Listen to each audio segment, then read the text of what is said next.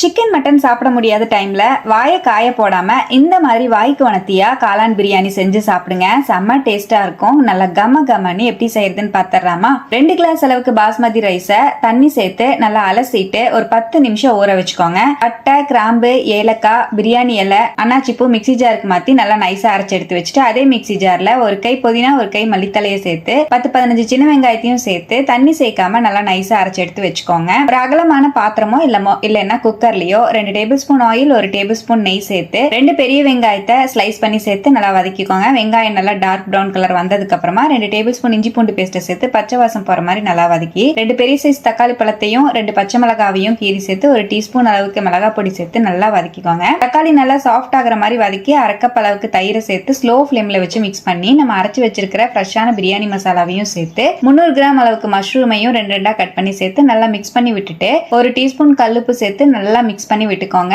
நல்லா ஒரு 2-3 நிமிஷம் கலந்து விட்டுட்டு நம்ம அரைச்சு வச்சிருக்கிற மல்லி புதினா பேஸ்டையும் சேர்த்து நல்லா மிக்ஸ் பண்ணி விட்டுட்டு 3 கிளாஸ் அளவுக்கு தண்ணி சேர்த்துக்கோங்க. நம்ம 2 கிளாஸ் பாஸ்மதி ரைஸ் எடுத்திருக்கோம். 1 டீஸ்பூன் உப்பு சேர்த்து நல்லா மிக்ஸ் பண்ணி தண்ணி நல்லா கொதி வந்ததுக்கு அப்புறமா ஊற வச்சிருக்கிற அரிசியை சேர்த்து 1/2 லெமன் ஜூஸையும் சேர்த்து நல்லா மிக்ஸ் பண்ணி விட்டுட்டு தண்ணியும் அரிசியும் ஈக்குவலா வந்ததுக்கு அப்புறமா தோசைக்கல் வச்சு தோசைக்கல் மேல தம் போட்டு ஒரு 15 நிமிஷம் லோ ஃபிளேம்லயே வச்சு எடுத்தீங்கன்னா செம டேஸ்டியான கமகமன்னு மஷ்ரூம் பிரியாணி சூப்பரா ரெடி ஆயிருக்கும். வீடே மணக்கிற மாதிரி இந்த டேஸ்டியான மஷ்ரூம் பிரியாணியை கண்டிப்பா ட்ரை பண்ணி பார்த்துட்டு எப்படி வந்ததுன்னு ஷேர் பண்ணுங்க. தேங்க்யூ.